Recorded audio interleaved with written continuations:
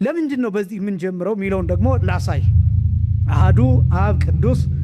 አሃዱ ወልድ ቅዱስ አሃዱ ውእቱ መንፈስ ቅዱስ ሲነበብ እንደሱ ነው አሃዱ የብቻው አብ ቅዱስ አሃዱ ወልድ ቅዱስ አሃዱ ውእቱ መንፈስ ቅዱስ እንደዚህ ተብሎ ይነበባል ይሄ ሲተረጎም አንዱ አብ ቅዱስ ነው አንዱ ወልድ ቅዱስ ነው አንዱ መንፈስ ቅዱስ ነው የሚል ትርጉም ያለው ነው በጣም የሚደንቀው በዚህ ምን ጀምርበት ምክንያት ቅዳሴው በዚህ የሚጀመርበት ምክንያት የመጀመሪያው ነገር ሃይማኖትን ለማስተማር ምስጢረ ሥላሴን ለማስተማር ነው ማንኛውም ነገር እንደሚታወቀው በአብ ስም በወልድ ስም በመንፈስ ቅዱስ ስም ተብሎ ይጀምራል በስመ አብ ወወልድ ወመንፈስ ቅዱስ አሐዱ አምላክ ብለን እንጀምራለን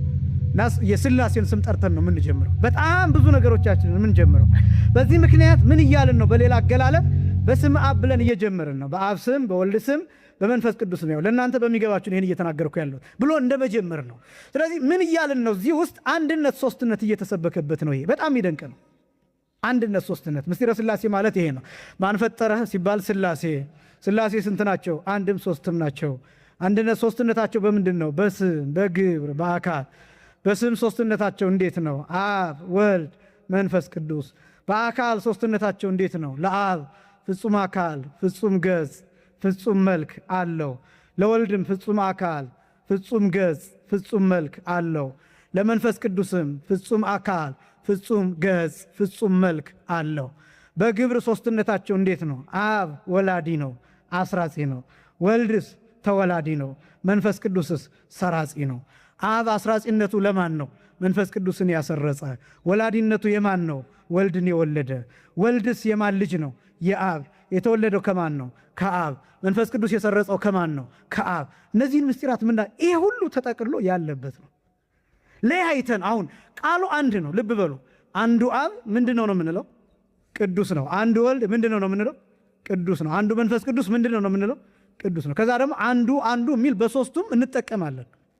አንዱ አብ አንዱ ወልድ አንዱ መንፈስ ቅዱስ የሚል እነዚህ ቃላት የምንጠቀማቸው ለምንድን ነው ቢባል የአካል ሶስትነትን ለማሳየት ነው ምክንያቱም አብ የራሱ አካል አለው የራሱ መልክ አለው የራሱ ፍጹም ገጽ አለው የወልድም እንደዛው የመንፈስ ቅዱስም እንደዛው የአብ አካል ከወልድ አይሰፋም የወልድ አካል ከአብና ከመንፈስ ቅዱስ አያንስም የመንፈስ ቅዱስ አካልም ከአብና ከወልድ የተለየ አያንስም አይሰፋምም አይበልጥምም አይበዛምም አይረቅምም አይገዝፍምም እኩል ነው ግን በአካል የተለያዩ ናቸው